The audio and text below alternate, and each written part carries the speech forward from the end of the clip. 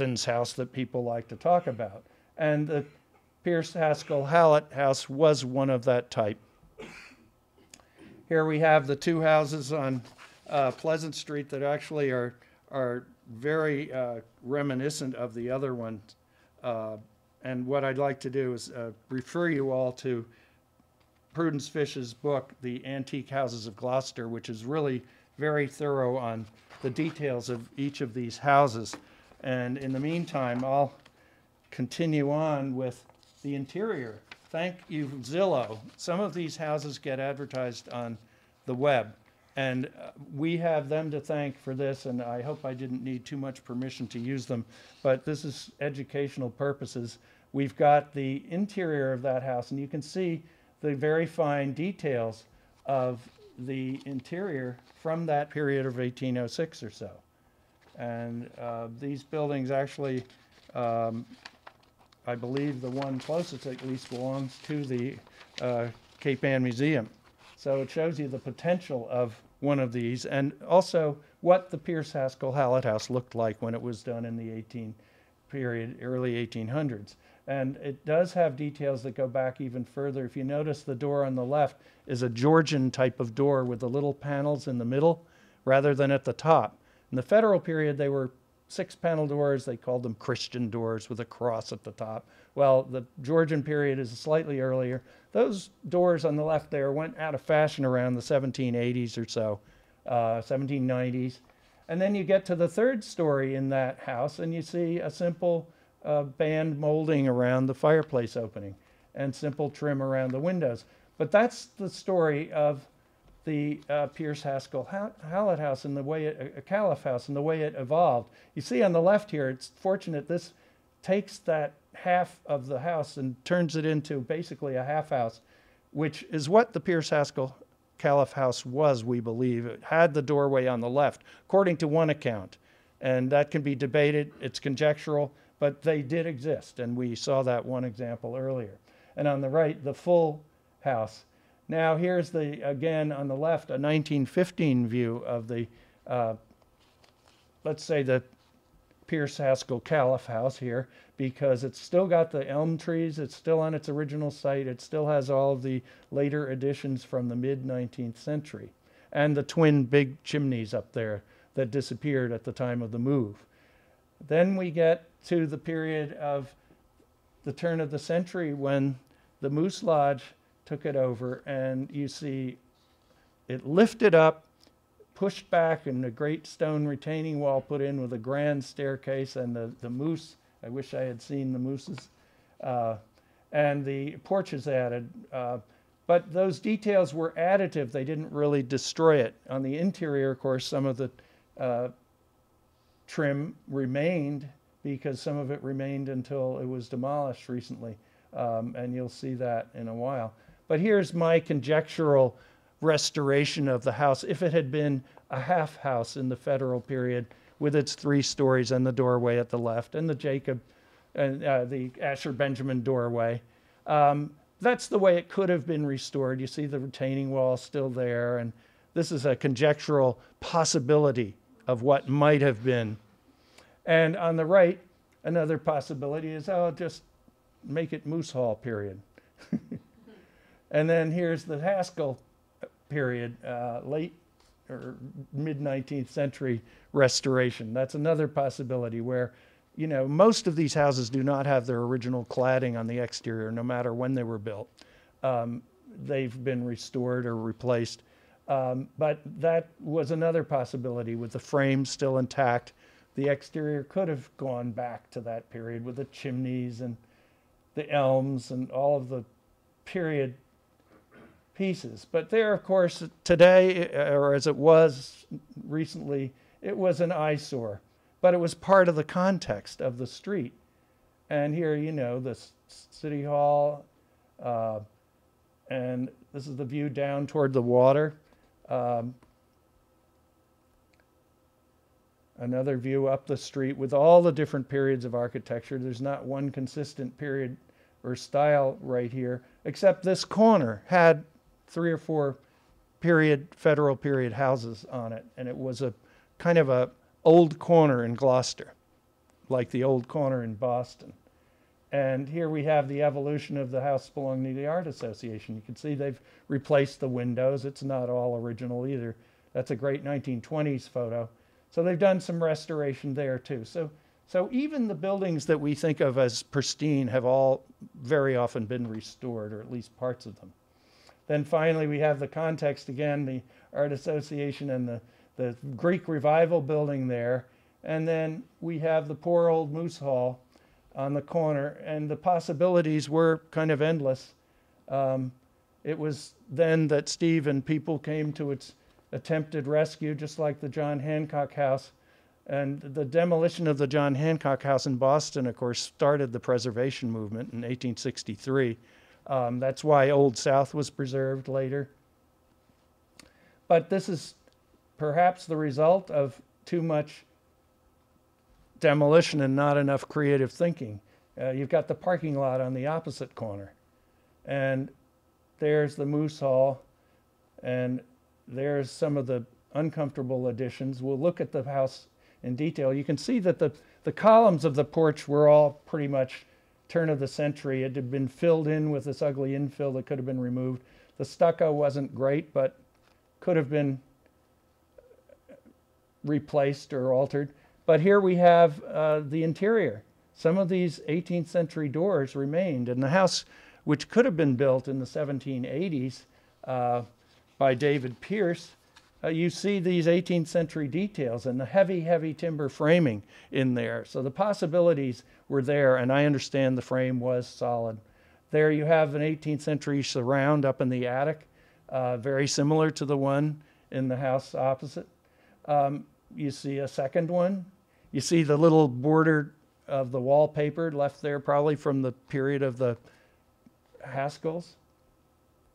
And then another 18th century door that even has the H&L hinges. So there was stuff that could have been salvaged in there as well, which I fortunately never had a chance to say. There's the detail of the H&L hinge. That's probably before 1800 in all likelihood. And then on the right, you see the mid-19th century stairway, which was perfectly acceptable as a mid-19th century Victorian stairway, in pretty good shape, actually. And the doorway itself the trim was all there. It just needed a little bit of the infill change. So there were possibilities here that never got explored.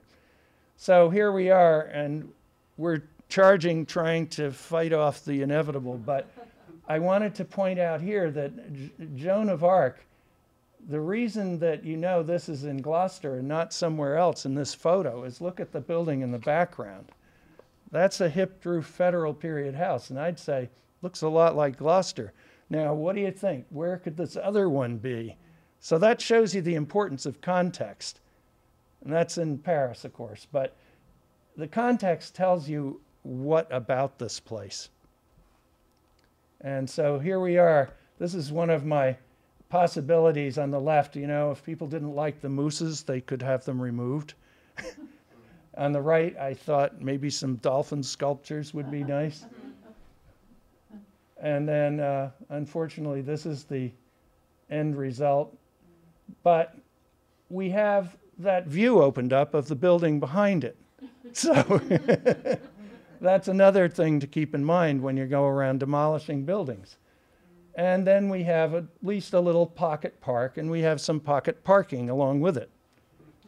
But it's not unique to Gloucester, and I want people not to feel too guilty and too hopeless, because it's happened in our own local historical town of Georgetown, where I come from.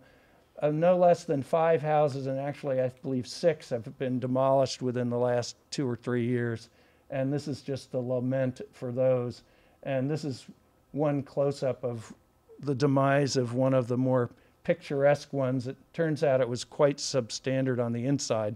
But nevertheless, it was a great piece of architecture for the period. And then finally, the worst loss of the local region, and it's not unique to Gloucester, is in Newbury, and the Tappan House at 1 Little's Lane. This happens to be at the entrance to the Spencer Pierce Little Farm, which some of you may know. And it was a tragic loss. So it's part of a bigger situation, and I hope everybody will appreciate the possibilities that were lost, as well as some of the history, of which I didn't give you a whole lot, but I refer you again to Prudence Fish's book for the details. Thank you very much. Oh, thank you. Okay. And I'll take questions if anybody has some. I don't know how I'm doing on time. I might have rushed a little much. I hope not. Okay. Are you kidding that nothing from the interior was saved? That's my understanding, but only the people who tore it down know. I wasn't here. I think it was demolished.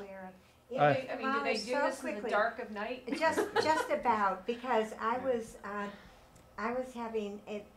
They got the permission, I think, late in one day, and the next day, about noontime, I was having lunch with somebody in a restaurant, and a friend of mine knew I was there and came racing in to tell me that it was down, gone, that fast by noontime. There's what's left. It doesn't look like they were very careful. No, about they the only thing we managed to preserve, I have to tell you, is there were some timbers that fell onto the sidewalk, and and they looked like the place in Norway. They were in perfect condition. So I salvaged some of the wood, hoping that someday that we'd maybe be able to, when people had more of a conscience and realized what we lost, we could make a model or a sculpture that spoke. But the timber was in perfect condition.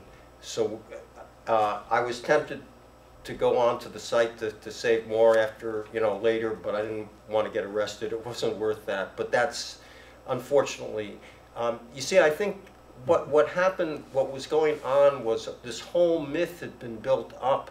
They were trying to say this was a worthless place. Mm-hmm. So if so they just sent in the thing and really destroyed it in a few minutes. But wasn't the Historic Commission involved? I mean, didn't they say you can't tear it down, but... No, they approved it. I was there and spoke against it, and the entire commission voted But in they favor. couldn't stipulate you can tear it down, but we need to go in first and salvage. Yeah, there are they contingencies said- they have. Yeah. They mumbled something about, well, maybe we could save some doors or something, but, Rick, I don't know if they can see what you have there, the left-hand view of the demolition, and I don't know if you can read what's underneath it. Oh, yeah. But it says Cape necessarily Ann want you to. Museum, Art, History, Culture. Right. Well, that was on one of their flyers, and I just took it literally from the flyer. Yeah. That's their slogan, Oh, yeah. Art, History, Culture. Right. Here it is. Got it. Yeah. Incidentally, at the start of my talk, I'd like I talked about the wonderful work that Rick, he put so much work into this, and on our flyer we put it online, his full report that talks about it, and I think it's important because this demolition is going on all over. And I don't want this house to have died in vain. We need to educate people and make them aware. And that has been done previously, as Rick spoke to, by Prue's wonderful book. Yeah. I wouldn't have been aware and would not have made an effort to preserve this house if I hadn't read Prue's book. Because like most people in town, I just saw this rundown, what everybody would call it as an eyesore, with people who had drunk too much, were drinking too much, hanging out there. And then, when I read Prue's book, I said, wow, I mean, this is, this is a gem. This, we really need to save this. It's not always just all about the architecture. The parade of people that lived in that house, from David Purse, who was he was the wealthiest man in Gloucester until he lost a lot of vessels and then had to retreat to his from his mansion to this house. Right, and they were in the China trade The as China merchants. trade. They had Right, incredible right. collections in the house, apparently. Yeah, That yeah. are Right. still somewhere. I don't know where. All of Captain Haskell's papers are at Mystic Seaport, Mhm. and But there were collections of furnishings as well that he brought back most from of them the were Orient. sold at auction. I think some was taken by the family, but there was a big auction. Mhm. They called it one of the finest properties in town at that time. But then there was the caliph's son who graduated from West Point and fired the first shots at Gettysburg. The husband of one of them that lived there was the second mayor of the city of Gloucester. It goes on and on and on and on. But one other I'm sorry, who was the third family who I've never heard of before? caliph, and these were different generations. He was one of the first dry goods dealers, and he had a store on Main Street. But he had married Captain Haskell's daughter. So So it was really part of the same family. it was all so the same family until Yeah. it went to the company that renovated for the Moose. Another point that I was going to make is that many of the Federals, the three-story hip roofed houses that you see in Gloucester, except for the museum and the one next door and this house, which I think was always 3 stories, most of them are older. They were gambrel roofs. And they gained a story. Jacob Smith, I think, was very busy running around building the hip roof third floors to update them. There And we aren't know he too- did the library, right? Am I right? Oh yeah, yeah. And that was really elaborate. I wish I had a drawing of it when it was There's first done. no picture of it, but that was done by Captain Beach, and Jacob Smith did the work. And the description of it is in Reverend Bentley's diary. He went there to visit it and described it. But most of the 3-story houses with the hip roofs did start out as gambrel roofed houses, 1760, 70, 50, and then were updated. That's why you see some of them with center chimneys, and you would not normally see a center chimney on a Federal period hip roof house.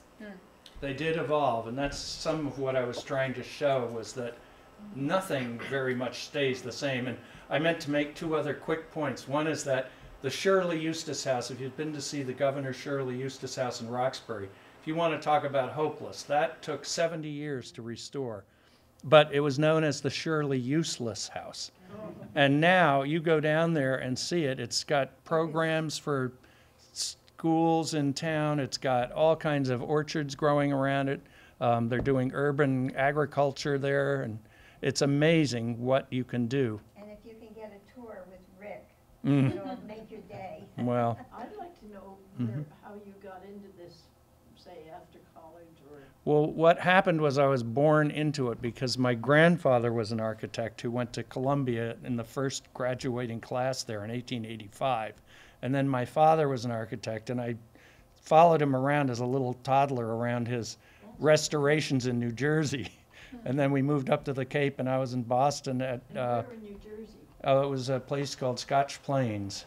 Scotch Plains, I know that. And actually, I came up here in my college years and was working at Faneuil Hall Market, so that was my college summer job on the restoration with Tad Stahl and Roger Webb at Architectural Heritage before Ben Thompson got into it.